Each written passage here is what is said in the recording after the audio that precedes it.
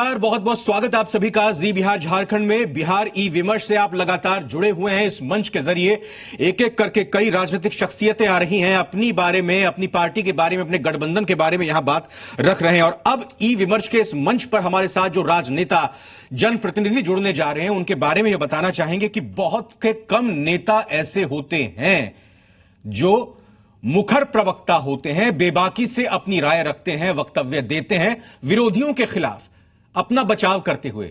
लेकिन ये वो राजनेता हैं जो ना विरोधियों को सिर्फ बख्शते हैं, बल्कि कहीं ना कहीं ये कहा जाए जो इनके मन की बात होती है और जो उनको सही लगता है वो अपनों के लिए भी बात कह देते हैं। जी हां, बात एमएलसी सच्चिदानंद राय की हो रही है। बीजेपी के वरिष्ठ नेता हमारे साथ जुड़ रहे हैं। सच्चिदानंद जी, बहुत बहुत स्वागत आपका ईवी विमर्श पर। जी बहुत बहुत धन्यवाद। ये बताइए सर, लोग तो अपने विरोधियों को निशाना उनके ऊपर साधते हैं, लेकिन सच्चिदानंद राय जी जब मन करता है, जो उनको बात उचित लगती है, अपनी पार्टी के नेताओं के खिलाफ, पार्टी की बातों के खिलाफ, अपने सहयोगी जेडीओ तक को आप नहीं बख्शते हो। ऐसा क्यों है सर? डर नहीं लगता क्या आपको? देखिए, बात यहां पर विपक्षी या सहयोगी की नहीं है। हम एक जनप्रतिनिधि हैं और जनता की बात करने के लिए हम चुने गए हैं। तो अगर कोई ऐसी बात होती है जो हमारी सरकार के लिए भी कटु होता है, तो भी उसको बेबाकी से इसलिए रखते हैं ताकि सरकार जनता की भावनाओं को जान सके और उसके अनुरूप कार्य कर सके। अब इसमें क्या है कि आप जैसे लोग एक बागी नेता, बेबाक से बोलने वाले नेता, ऐसा क्रांतिकारी नेता वगैरह नाम दे डालते हैं, लेकिन मैं समझता हूं कि हर नेता को जनता की बात ऊपर तक पहुंचानी चाहिए और इसे आवश्यक भी है और लोकतंत्र का डिमांड भी है। नहीं, ये तो आप ही थे ना जिन्होंने साल भर पहले कहा था कि अब बीजेपी को अपने सीएम के चेहरे को आगे लाना चाहिए, भले ही अनुशासन समिति की तरफ से आपको कारण बताओ नोटिस जारी किया गया हो। देखिए, हर कार्यकर्ता, हर राजनीतिक कार्यकर्ता ये अपेक्षा रखता है कि वो जनप्रतिनिधि बने और हर राजनीतिक कार्यकर्ता चाहता है कि उसके बीच का ही कोई कार्यकर्ता उसका नेता बने। तो भारतीय जनता पार्टी के कार्यकर्ता होने के नाते मेरे मन की बात आज भी मैं ही नहीं कहता, आप किसी भी पार्टी के किसी भी कार्यकर्ता से पूछिएगा तो उसके मन की यही इच्छा होगी कि उसके बीच का ही कोई साथी जो है उसका नेता बने, मुख्यमंत्री बने। तो ये बात मुझे नहीं लगता कि आउट ऑफ ट्यून कैसे है, लेकिन ये रही एक कार्यकर्ता के मन की बात। लेकिन नेतृत्व तय करता है कि कार्यकर्ताओं को क्या करना है। आज जब नेतृत्व एक बार तय कर दिया तो अनुशासित सिपाही की तरह हम लोग उसी लक्ष्य को प्राप्त करने के लिए लग जाते हैं। तो बात रखना अपनी जगह पे है और अनुशासित सिपाही की तरह काम करना अपनी जगह पे है, और दोनों में कोई मैं नहीं समझता विरोधाभास है। मन की बात की आप बात कर रहे हैं, मैं थोड़ा पीछे ले जाता हूं एक साल पहले की 2019 में आपके मन की बात या इच्छा ये थी जो जाहिर हो रही थी, आप महाराजगंज से चुनाव लड़ना चाह रहे थे लोकसभा का, लेकिन पार्टी ने आपकी बात नहीं सुनी। जो भी उसके पीछे कारण हो सकता है वो आप बेहतर समझते होंगे। आपको क्या लगता है आखिर सच्चिदानंद राय जैसे एक सक्षम व्यक्ति को जो इस रूप में पढ़ा लिखा है, अपने पैरों पर वो खड़ा हुआ है, अपनी एक जगह बनाई है और वो कहीं ना कहीं किसी भी पार्टी के बाकी और उम्मीदवार या फिर विरोधी उम्मीदवार से 20 साबित हो सकता है, क्यों आपको तवज्जो नहीं दी गई लोकसभा में? देखिए, ये फर्स्ट अमंग इक्वल्स वाली बात है। भारतीय जनता पार्टी में काबिल नेताओं की कोई कमी नहीं है। सच्चिदानंद राय एक ऐसे व्यक्ति नहीं है जो सबसे काबिल है। हमारे जगह पर जो प्रतिनिधि चुनाव लड़े वो भी एक बहुत ही काबिल व्यक्ति हैं। 2020 से लगातार चुनाव जीतते आए हैं, विधायक रहे, मंत्री रहे, दूसरी बार सांसद बने। लेकिन एक जैसे मैंने कहा, राजनीतिक कार्यकर्ता होने के नाते मेरे मन में जरूर इच्छा थी कि जब जैसे मैं विधान परिषद गया उस तरह से लोकसभा भी जाऊं, और मैंने प्रयास किया। टिकट नहीं मिला, थोड़ी निराशा हुई, लेकिन जब नेतृत्व ने मुझे समझाया कि नहीं, देश हित में और पार्टी के हित में वही उचित है, तो फिर मैंने मान भी किया, उसमें कोई बात नहीं है। आज की तारीख में बिहार विधानसभा चुनाव को अगर हम मद्देनजर रखें, ऐसा लग रहा है कि एनडीए के लिए प्रतिद्वंदी विरोधी महागठबंधन नहीं है। आरजेडी से लग रहा है नहीं कि उनका मुकाबला है, वो बल्कि वो तो आपस में ही भिड़ रहे हैं। आप सही मानते हैं इसको, और क्या इसका खामियाजा भुगतना पड़ेगा गठबंधन को?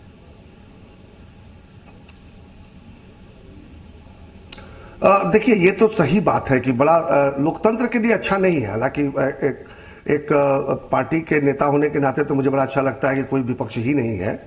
लेकिन कभी कभी लगता है कि क्या लोकतंत्र के लिए उचित है कि एकदम विपक्ष विहीन राजनीति तो रास नहीं आती है। बिहार के लिए शायद ये उचित नहीं होगा, लेकिन अब विपक्ष तो हम खड़ा नहीं कर सकते।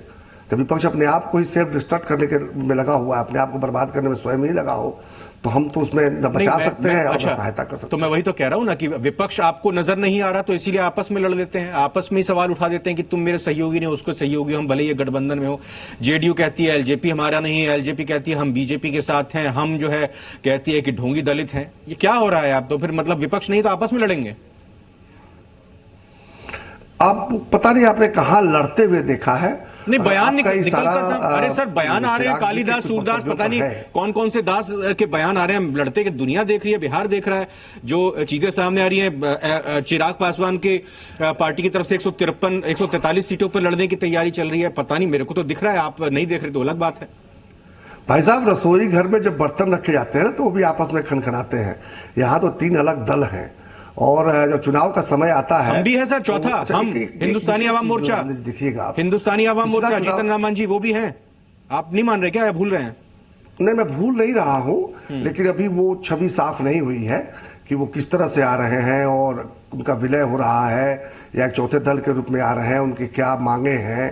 क्योंकि सिर्फ हमारे मुख्यमंत्री जी से उनकी गुप्त बैठक हुई है, इसलिए मुझे सूचना नहीं है कि वो किस अवस्था में अभी है।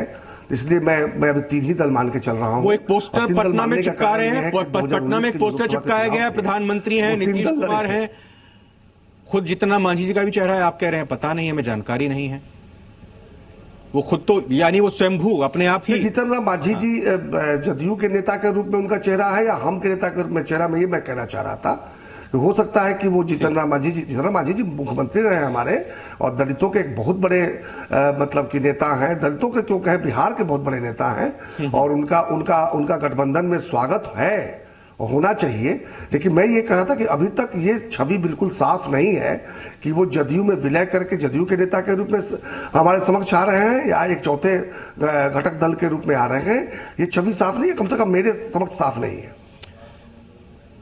2019 में लोकसभा चुनाव में 17 सीटों पर बीजेपी और जेडीयू लड़ी, 6 सीटों पर एलजेपी लड़ी थी। सवाल उठे थे बीजेपी के कई नेताओं की तरफ से कि भाई 2 सीटें जीतकर आए थे 2014 में, जेडीयू अपनी जीती हुई सीट आपको उनको दे रहे हैं। सच्चिदानंद राय को क्या लगता है इस बार खास तौर पर बीजेपी और जेडीयू के बीच सीट शेयरिंग का क्या फॉर्मूला होना चाहिए?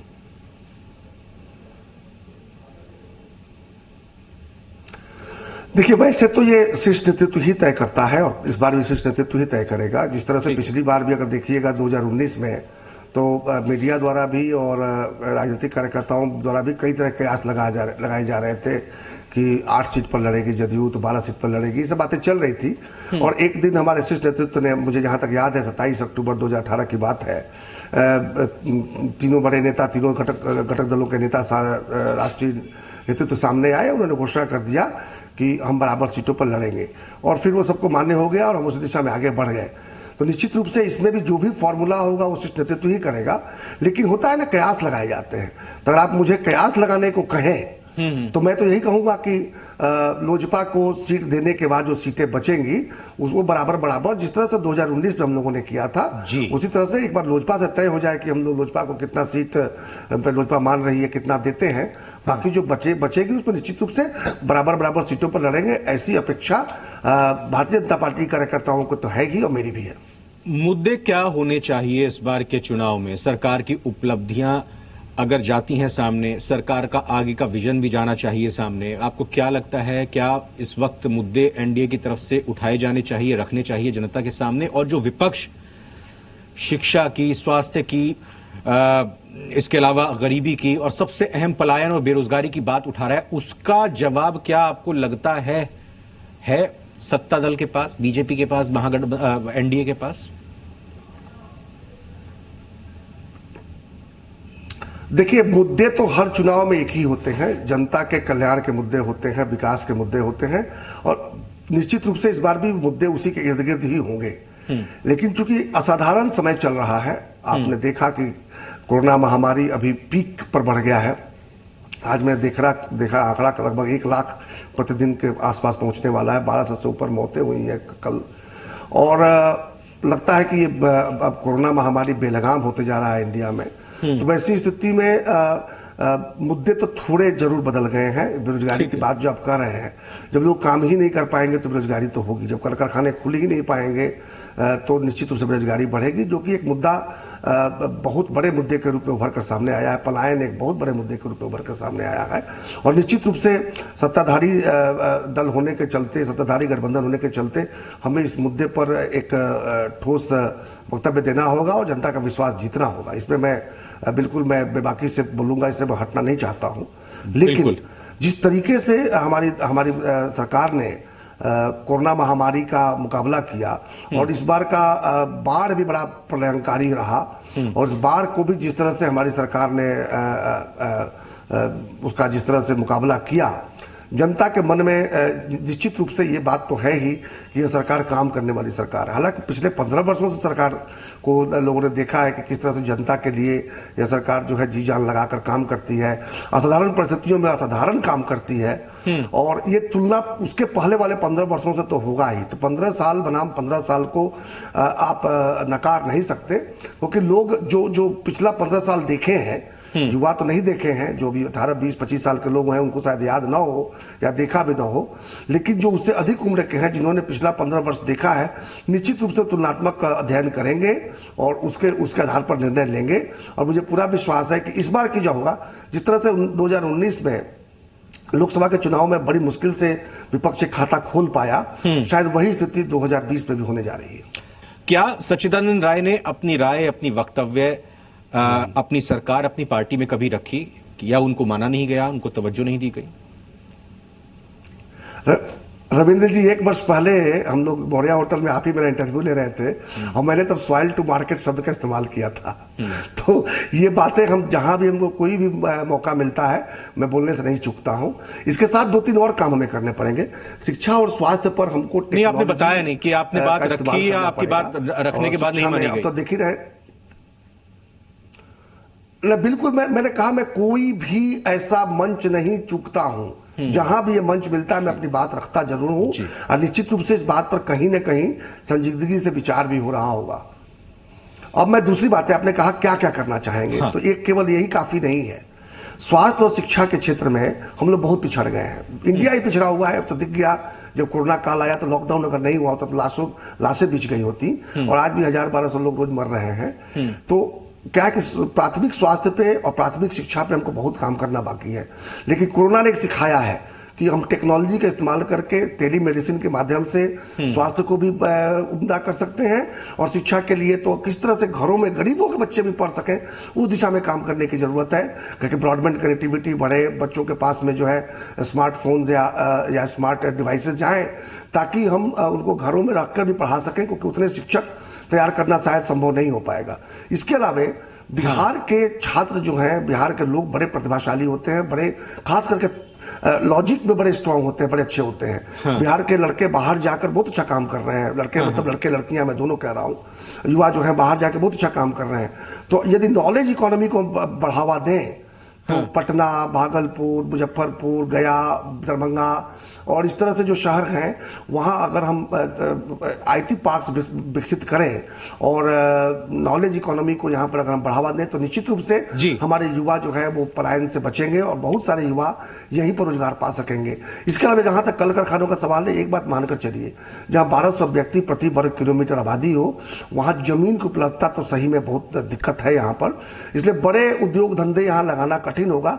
लेकिन एमएसएमई सेक्टर में अगर हम ठीक से काम करें तो यहाँ के लोग बड़े उद्यमी होते हैं। बिल्कुल, दूसरे राज्यों में जाकर जब काम कर रहे हैं, स्किल्स एक्वायर किए हुए हैं, तो उनको अगर यहाँ पर बढ़ावा मिले तो एमएसएमई सेक्टर में भी हम बहुत अच्छा काम कर सकते हैं। मुझे थोड़ी हंसी आ रही है, बुरा पता नहीं लोग ना मान जाए मेरी बात का। हम कहाँ बात कर रहे हैं बेरोजगारी की, कहाँ कारखानों की बात कर रहे हैं, शिक्षा की, स्वास्थ्य की बात कर रहे हैं। चुनावों में तो बात होने लगती है कि देखिए कौन दलित का बड़ा हितैषी, ये नेता मेरे साथ, ये नेता तेरे को छोड़कर आ गया। MY फैक्टर की बात होगी, अल्पसंख्यक के हितैषी कौन है। क्या चुनाव आज भी बिहार में इसी को लेकर जो लड़ा जाता है, ये कितनी बड़ी विडंबना है? आपको तो हंसी आ गई, आपने कह भी दिया, मेरा तो शर्म से सर झुक जाता है। हाँ। जब आज 21वीं सदी में भी हम लोग जाति की बात करते हैं, 21वीं सदी में भी हम दलितों को अभी भी दलित बनाकर रखे हुए हैं। आखिर इतने वर्षों से जब दलित उत्थान के लिए कार्य हो रहा था, 70 वर्ष से अधिक हो गए, तो अभी भी दलित क्यों रहे हैं? ये एक बहुत बड़ा विषय है और ये एक विमर्श में पूरा इसके साथ न्याय नहीं किया जा सकता। लेकिन सच्चाई है, आपने जो कहा, हंसी भी आती है, दुख भी होता है, बहुत विषाद भी होता है कि ये आज भी सच्चाई है कि दलितों का सबसे बड़ा हितैषी कौन, और हितैषी में आता क्या है कि जिसकी हत्या हो जाएगी उसके घर के लोगों को रोजगार दे देंगे। ये आवश्यक है, मैं मानता हूं कि अगर एक कमाने वाला चला जाता है तो उस घर में रोजगार अगर नहीं मिलेगा तो पूरा परिवार एक तरह से मर जाता है।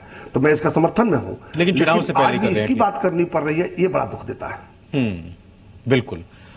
अब चुनाव के समय तो वादे ज्यादा किए जाते हैं ना, वो तो ठीक है, तो घोषणा पत्र का हिस्सा होता है। नहीं, तो चुनाव ये मतलब फिर मतलब ये जो जनता फिर मतलब क्या बरगलाया जा सकता है क्या जनता को? ऐसे जनता नहीं समझेगी कि ये चुनाव के वक्त ही घोषणाओं की बात कर रहे हैं। विपक्ष भी कह रहा है, विपक्ष भी यही कह रहा है, करेंगे, ऐसा होगा, हम जल्दी ही इस पर विचार करेंगे। ये तमाम तरह की बातें जो विपक्ष भी कह रहा है, क्या गलत है फिर उसमें? देखिए रविंद्र जी, हर चुनाव में जो आप पहले नहीं कर पाए होते हैं उन मुद्दों को संकल्प के रूप में लाते हैं और फिर जब आप दोबारा सत्ता में आते हैं तो उन संकल्पों को पूरा करते हैं। तो मेरी समझ से ये विपक्ष के दिमागी दिवालियापन का नमूना है कि नए संकल्प हम नहीं ला सकते। बिल्कुल नए संकल्प लाएंगे, जो संकल्प हम पहले से लिए थे, जो पूरा किए हैं अच्छी बात है, जो अधूरा है उसको पूरा करेंगे और नए संकल्पों को भी अपने संकल्पों की सूची में शामिल करेंगे। और मेरी समझ से ये उसी प्रक्रिया का एक हिस्सा है। साल भर का करीब आपका कार्यकाल, अगर मैं गलत नहीं हूं, 1-2 महीने आगे पीछे हो सकता है, आपका बचा है विधान परिषद में। उम्मीद यही की जा रही थी कि एक पढ़ा लिखा और एक सक्षम व्यक्ति को, काबिल और लोग भी हैं, कि सच्चिदानंद राय जी को बिहार सरकार में जगह मिल सकती है। फिर आगे चल के बात यह हुई, इसको आपने भी स्वीकार किया कि आप इच्छुक थे कि लोकसभा चुनाव आप लड़ेंगे, लेकिन टिकट पार्टी को की तरफ से आपको नहीं मिला है। आगामी विधानसभा चुनावों में आप अपनी भूमिका को कैसे देखते हैं? क्योंकि 1 साल के बाद फिर आप जनप्रतिनिधि नहीं रहेंगे। क्या आप इच्छुक हैं विधानसभा चुनाव लड़ने के? क्या आप पार्टी से अपनी ये बात रखेंगे सामने? रविंद्र जी, आप मेरे बारे में इतनी चिंता करते हैं जानकर बड़ी खुशी हुई। और एक जनप्रतिनिधि के नाते और खास करके एक राजनीतिक कार्यकर्ता होने के नाते हम लोग हर चुनाव में उत्सुक रहते हैं कि वो चुनाव लड़े। उसमें ये विधानसभा का चुनाव भी शामिल है। लोकसभा के समय में मेरी इच्छा थी, विधानसभा का चुनाव है तब भी कहीं ना कहीं मेरे दिल के किसी कोने में इच्छा हो रही है कि मैं चुनाव लड़ूं, लेकिन ये निर्णय मेरे ऊपर नहीं है। निश्चित रूप से पार्टी के एक अनुशासित कार्यकर्ता और अब तो नेता भी कह सकता हूं, नेता होने के नाते पार्टी का जो निर्णय होगा वो शिरोधार्य होगा।